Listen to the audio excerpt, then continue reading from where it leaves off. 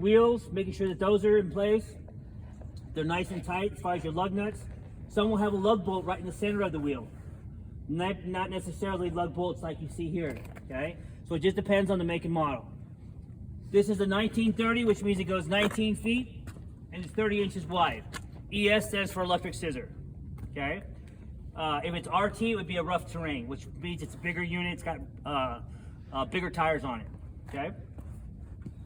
A Skyjack scissor lift, it's gonna say 3019 because the numbers are opposite on a Skyjack. So if you guys are asking for a 1930 scissor lift and somebody sends you a Skyjack, don't think you have the wrong unit, it's just the numbers are opposite, okay? All right, so we have to have a gate on our unit. The gate on this unit is this chain right here. It has to have a locking latch, okay? Otherwise, it doesn't work. If it's just a little hook that goes in here, it doesn't lock, it's no good to you, okay? The ladder can be somewhere out here. You gotta make sure it's nice and secure. Make sure it's got plenty of grip tape on there. The grip tape can cause you to slip. A lot of people wear tennis shoes, right? So if you were to have someone with bad grip tape and you get up there, what's gonna happen is you're gonna hit your shin. You can possibly break your bone, right? So you wanna make sure that's good. You also have two plugs here. You've got one that's showing up the picture of a charger. That's the one that you plug in to charge your unit. There's also going to be another plug on here on where you plug in an extension cord to use your outlet, okay? So don't make the mistake of plugging it into the wrong one thinking you're charging all night long when you're not, right? Because that happens. Yeah, it happens. In the morning. Yeah. So this side, same thing. You got your tires. Over here we have some overspray, whatever it is on here. Looks like silicone or paint. So you're gonna make sure you note that down because you don't want to be responsible for somebody else's damage, okay?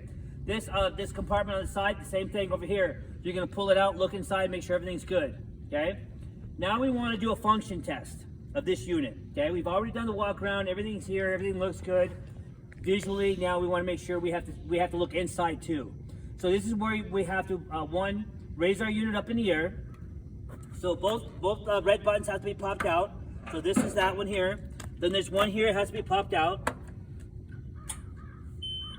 And then you also have a key switch down here. The key switch shows you a picture of the ground unit or the basket control, okay? It has to be on ground unit in order for you to use it from down here. So right now, we're gonna turn it to ground unit control. It has a picture of a ground, and you're gonna raise it up and down. All it does is go up and down. From here, it just goes up and down, that's it. Okay, now that's telling me that I'm on level surface. It's not gonna let me go any higher than that, okay? So, it's gonna stop you at that point. But we're looking inside, making sure everything looks good. Our pothole protectors came down on this side. Did the one down there come down? Yeah. Okay, so we're making sure everything looks good from here, okay? Once we identify everything looks good, then we can use our manual descent and make sure that works, okay? So let's go ahead and find that red handle and pull it straight out. Where's the red handle on this one? You guys miss it over there? Okay. So make sure your fingers and hands are not in the way, and somebody go ahead and pull that straight out.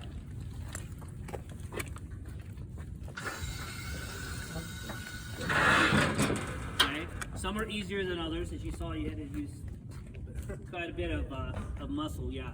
So what that does is that's putting the hydraulic fluid back into the tank. So it's allowing it to come down with just your manpower, okay? So during an emergency situation, somebody's up in the air and they tell you their control panel doesn't work. You're gonna come over here, you're gonna take over, you're gonna turn the key to the ground unit, and you're gonna try to get him down with the toggle switch over here. If you can't get him down, and that doesn't work for some reason, because maybe the electronics went out or the battery died out, there's no more charge in the unit, then you're gonna use that manual descent to bring him down.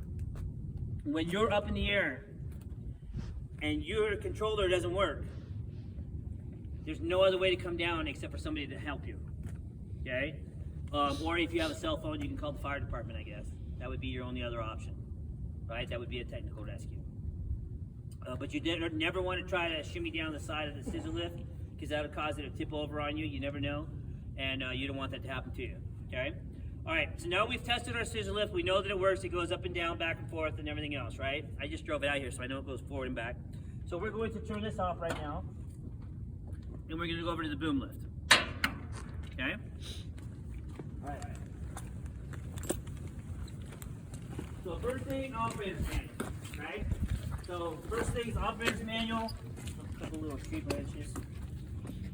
That's extra pieces. We're going to look at our basket to make sure everything's sufficient. We're going to jerk on it a little bit, make sure it's nice and tight. Looking at our decals, make sure our decals are legible. For the most part, they are. For the ones that you can't see, if you needed to, you can always go to the operator's manual and look up that decal. It's going to tell you what it says. If there's parts there you can't see, you can't read. It's got indications all over about power lines and everything else all over the machine. Making sure your gate locks in place. Okay, make sure it's nice and secure. Looking at your control panels up here, this is your sky guard. This is what keeps you from getting crushed. If you guys bump up into that sky guard, even by accident, it's going to stop the basket immediately in its place. And this one has a little yellow button at the very front of it there. That's how you reset that sky guard. Okay. Some of them are magnet cable with the little magnet on the side. If you demagnetize the one side and the cable drops off, the alarm's going to go off. It's going to stop the basket. You just put that magnet back on there. Okay. On the back side of your unit, you're looking at your cables. Make sure nothing's leaking. Your wiring looks good. Making sure everything's connected. Your bolts are connected to your basket, so make sure that that's there. That's what's holding that basket onto the back of your unit. This one does not have a jib. Okay, that jib is that little 5 or 6 foot piece. This one does not have a jib. This is a straight boom. So as you walk up and down your boom here, you're going to look at your channel and your hoses, make sure everything looks good. The same thing on the other side, make sure there's no damage. You're going to come to every tire on all 4 sides. Look for big chunks of rubber that are missing that are going to cause you instability. These are solid rubber tires. So even though you have some damage here, not a big deal. Okay? They have enough tread to hold you in place. And there's the big chunks of rubber that are going to be missing for instability are going to be somewhere towards the very middle. They're going to cause you a problem. Okay? But you're looking for the lug nuts, make sure they're nice and tight. Over here, you've got your wheelbase, looking at your hoses, make sure nothing's not leaking from down there. Looking at your rotator from the bottom, making sure everything looks good down there at your rotator. No loose wiring, no hoses that are leaking. This alarm right here is what you guys may find at some point that's unplugged, because that's the alarm for the unit itself, that they don't like hearing it during filming. Okay. You've got your gasoline tank. This is a propane unit as well, so it's a dual fuel. It takes propane or gasoline, or one or the other. If you're working indoors, it's propane. If you're working outdoors, you're going to use the gasoline switch, and the switch is on the control panel on your platform. Okay. If not, you're indoors, we also have electric booms. So the electric booms we have now go up to 60 or 80 feet. All right. Here's your control panel here. Here's your hydraulic tank. Making sure there's no leaks, anything here. Looking at this tire. Over here, this the steer cylinders, the oscillators, making sure everything looks good here. You also have your manufacturer placard that has all the information about your machine there. Notice your black and white arrows. That's forward and reverse. Forward is on your counterweight side. Reverse is always on the back side of your unit. Your steer wheels is your forward side. Okay, even on your scissor lift. Counterweight, looking at any kind of damage over here, making sure there isn't any, or if there is, you're going to note it down. Looking for any hose damage here, no leaks. Everything looks good. Your decals are good. Coming to this side over here. Whoa. Again, checking your oil, your hoses, your water, your fan belt, your air filter. Visualizing everything here that looks good. Same thing with the tires. Same thing with your rotator. You've got your batteries, your hoses, make sure everything looks good. Now, you also have what's called a transport pin. A transport pin is this right here. Okay? If that pin is in the up position, you can rotate your boom all the way around. If that pin is in the down position in any one of those holes, your boom will not rotate at all. Okay? If for some reason you guys do not want your boom to rotate, you set it up, you're rigging something, and you want to go straight up and straight down, you don't want to make the mistakes by rotating for whatever reason, put the pin in, and it'll keep you from rotating, okay? And that'll help you be a little bit safer in that situation. But make sure that's in the up position if you don't know whether you want to rotate or not. That way you can go all the way around, okay? Would the machine actually engage in the rotation if that's down still and that just prevents it? Yeah, it just prevents it from rotating. Because what it's called, it's a transport pin, and it keeps it from moving during transport.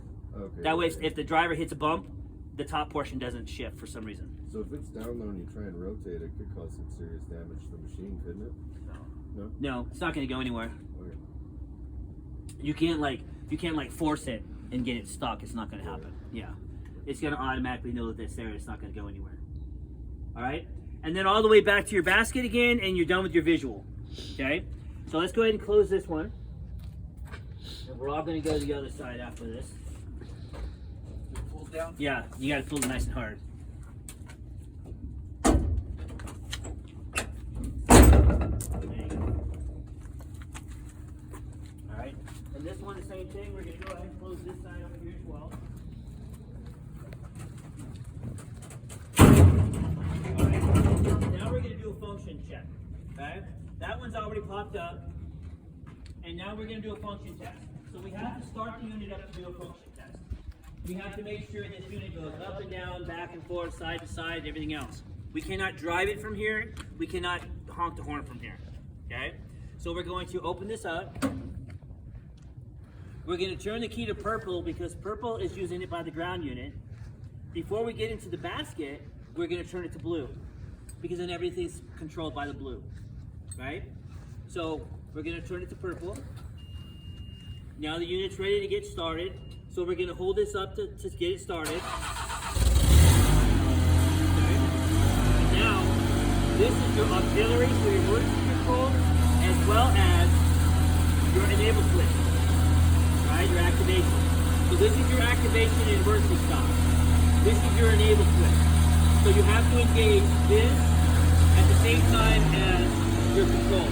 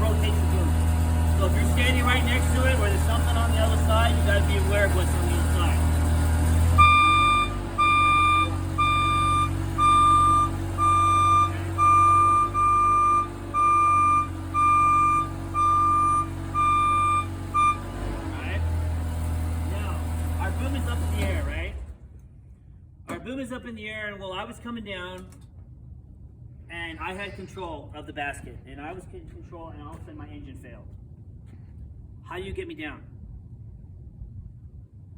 Start with this one first, switch it to the ground. Okay, control. so if I'm asking you for help, I need you to come over here and I need you to take control of the machine. So I need you to turn it to purple. You're going to try to start it, and by golly, it won't start for you either. If you were able to start it, get me down with controls, just like we just did, okay? But if you cannot start it, you're going to come down and down. It's not looking for it. Okay? So if you can't start it, for whatever reason, then you're going to come down Auxiliary. to the auxiliary with the lightning bolt, and then bring me down. You hear the difference in the sound? Compared to the engine running, that's your auxiliary power. We're running off the battery system, okay? So that's what it's gonna sound like when you're bringing me down with the auxiliary power, okay? Emergency control for that one is the red handle. The auxiliary power is a lightning bolt. It could be a picture of a battery or a combination of the both. But that's how you would get somebody down in case of an emergency, that you cannot start the engine, okay? But the first thing you're gonna try is start the engine, because getting me down faster with the engine is easier, okay?